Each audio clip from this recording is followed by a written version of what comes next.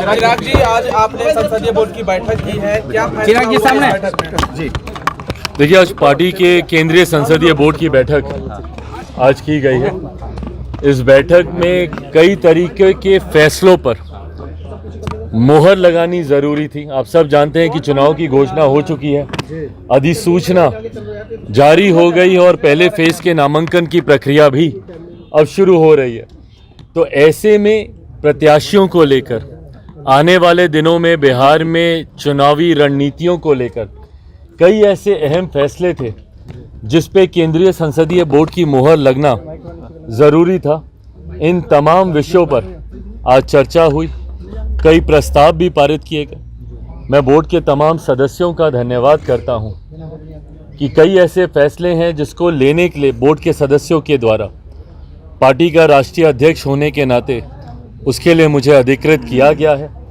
फैसले लेने के लिए मुझे पार्टी की तरफ से मेरे नाम का चयन किया गया है। ऐसे में पार्टी के पार्लियामेंट्री बोर्ड के तमाम सदस्यों का भी मैं धन्यवाद करता हूं। बट हाँ, अब इसके बाद पूरी तरीके से हम लोग बिहार में अब कूच कर जाएंगे और आने वाले दिनों में एक बड़े रन की ओर हम लोग अग्रसर हो रहे हैं। लक्ष्य हम सबका है 400 से ज़्यादा सीटें जीतने का। प्रधानमंत्री आदरणीय नरेंद्र मोदी जी के इस लक्ष्य को गठबंधन के तहत हम तमाम साथी मिलकर हम लोग जीतेंगे, ये विश्वास है। उम्मीदवारों की सूची, प्रत्याशियों के नाम पर चर्चा चल रही है। कुछ नामों का सुझाव बिहार संसदीय बोर्ड के द्वारा आया है, उस पर भी आज चर्चा हुई है। पर मुझे लगता है अगले 2 से 4 दिन में तमाम नामों पर सहमति बन जाएगी। 5 सीटों के प्रत्याशियों के नामों पर सहमति बन जाएगी और 4 से 5 दिन के भीतर उसकी घोषणा भी कर दी जाएगी। हाजीपुर के लिए ये एक सहमति जरूर हुई है और आज भी केंद्रीय संसदीय बोर्ड में भी इस बात को लेकर औपचारिक मुहर लगा दी गई है। इतना अब तय है कि हाजीपुर, जो मेरे नेता, मेरे पिता आदरणीय रामविलास पासवान जी की कर्मभूमि रही है, वहाँ से एनडीए के प्रत्याशी के रूप में लोक जनशक्ति पार्टी रामविलास के उम्मीदवार मैं खुद स्वयं होऊंगा।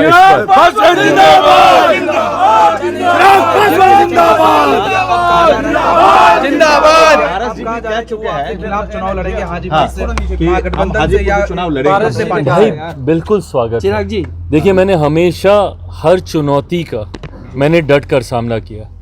ना मैं किसी चुनौती से कभी घबराया, ना कठिन विपरीत परिस्थितियों में ना मैं कभी विचलित हुआ। ऐसे में इस चुनौती को भी मैं पूरी तरीके से स्वीकार करता हूँ। ये फैसला अंत में चाचा जी को ही लेना है। हमेशा उन्होंने कहा है कि अपने राजनीति में अपने अंतिम सांस तक वो प्रधानमंत्री जी के साथ रहेंगे, एनडीए के साथ रहेंगे। ये वादे, ये दावे वे करते आए हैं। ऐसे में क्या प्रधानमंत्री जी के 400 सीटों को जीतने का जो लक्ष्य है, क्या उसमें वह स्वयं रोड़ा बनेंगे? ये फैसला उन्हीं को ही करना है। पर हर चुनौती के लिए मैं तैयार हूं, इसमें मुझे कहीं कोई कठिनाई नहीं। चिराग जी, कहा जा रहा है कि प्रिंस राज से फिर आपकी सहमति बन रही है। प्रिंस राज से जो आपके भाई हैं, जो अपने भाई हैं, क्या हो सकता है कि छोटे भाई हैं प्रिंस भाई? मैंने बार बार कहा है कि मेरे लिए अब ये सिर्फ राजनीतिक विषय नहीं है, मेरे लिए ये पारिवारिक विषय भी है।